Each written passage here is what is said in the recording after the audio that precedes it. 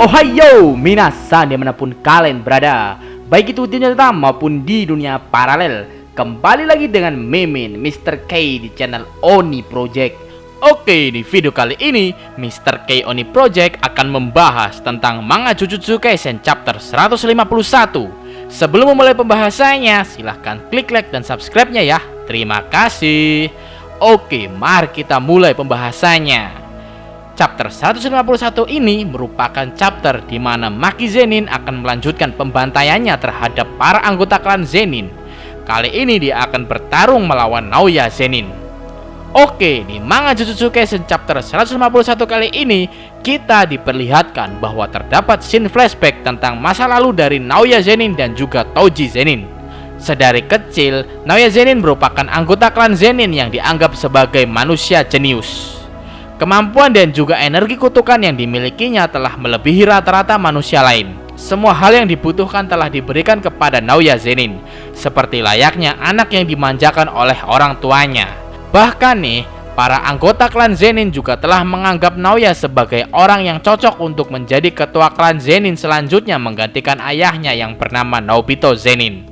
Selain itu, di sisi lain, terdapat juga orang yang dianggap sebagai manusia gagal yang ada di klan Zenin. Dia adalah Toji Zenin. Toji Zenin merupakan manusia yang terlahir tanpa memiliki energi kutukan dalam dirinya. Oleh karena itu, Toji Zenin selalu diberikan perlakuan yang berbeda dibandingkan anggota klan Zenin lainnya.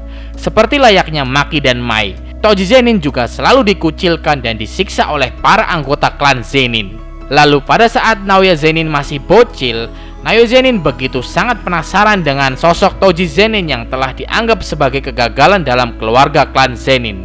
Dia begitu sangat ingin melihat kesedihan dan ekspresi wajah dari Toji Zenin. Namun pada saat Naoya bertemu dengan Toji untuk pertama kalinya, Naoya begitu sangat kaget karena bacotan para anggota klan Zenin dan kenyataan yang dilihat oleh Naoya begitu sangat berbeda. Ya, mungkin karena memang kapasitas Naoya sebagai orang yang jenius tentu berbeda dengan anggota klan Zenin lain. Hanya dengan melihat penampilan dari sosok Toji Zenin, Naoya mampu mengetahui bahwa di dalam diri Toji terdapat kekuatan tersembunyi yang begitu sangat luar biasa. Ekspresi dan aura yang dipancarkan oleh Toji telah membuat Naoya sadar bahwa walaupun Toji tidak memiliki energi kutukan, tapi Toji merupakan orang yang kuat sekaligus bukan orang sembarangan dan bukan orang yang gagal seperti yang dibacotkan oleh para anggota klan Zenin lain. Lalu kemudian scene dialihkan ke pertarungan antara Naoya Zenin melawan Maki Zenin. Dalam pertarungan tersebut, terlihat bahwa Naoya begitu sangat mendominasi pertarungan. Maki terdesak karena kecepatan serangan Naoya memang paling cepat di antara anggota klan Zenin yang lain. Bahkan nih, Maki sampai terlempar dan terbentur tembok karena terkena serangan tendangan milik Naoya. Di sini Naoya mencoba untuk berbacot ria kepada Maki. Menurut Naoya, Maki bukanlah Toji dan memang berbeda dengan Toji. Menurut Mimin, bacotan Naoya tersebut telah menjelaskan bahwa Naoya sebenarnya mengidolakan sosok Toji Zenin.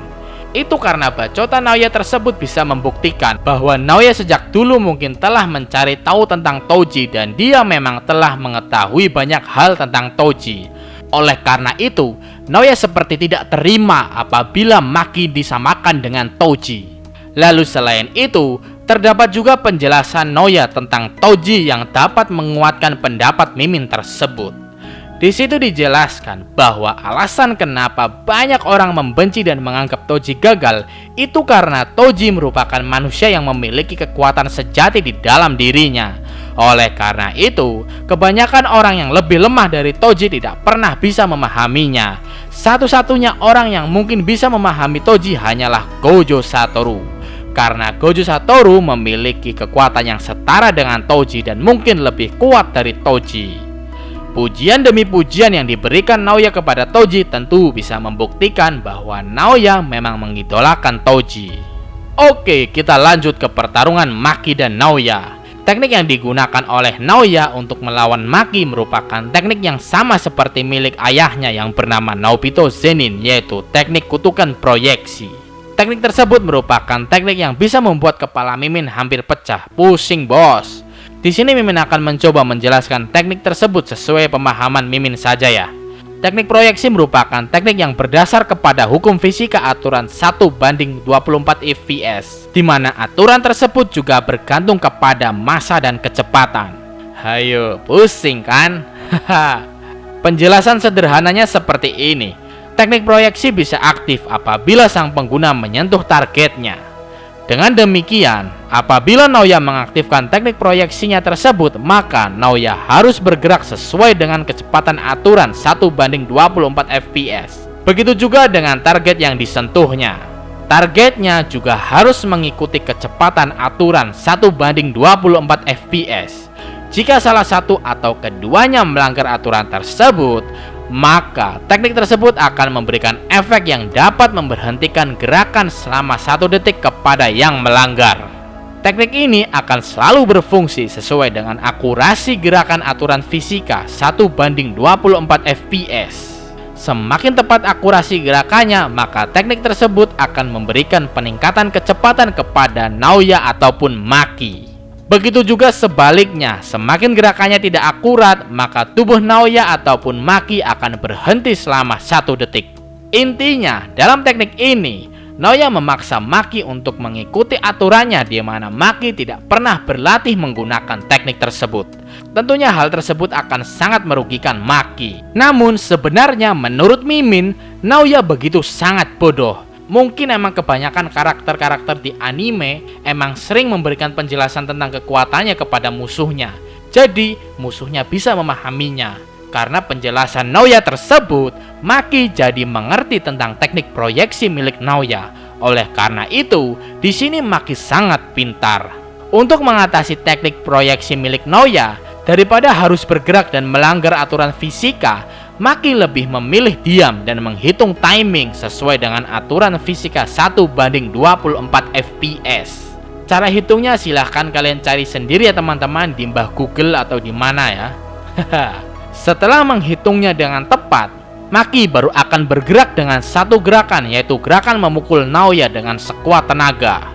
Naoya pun kalah dalam satu pukulan oleh Maki. Naoya terkena satu pukulan tersebut tepat di muka Naoya.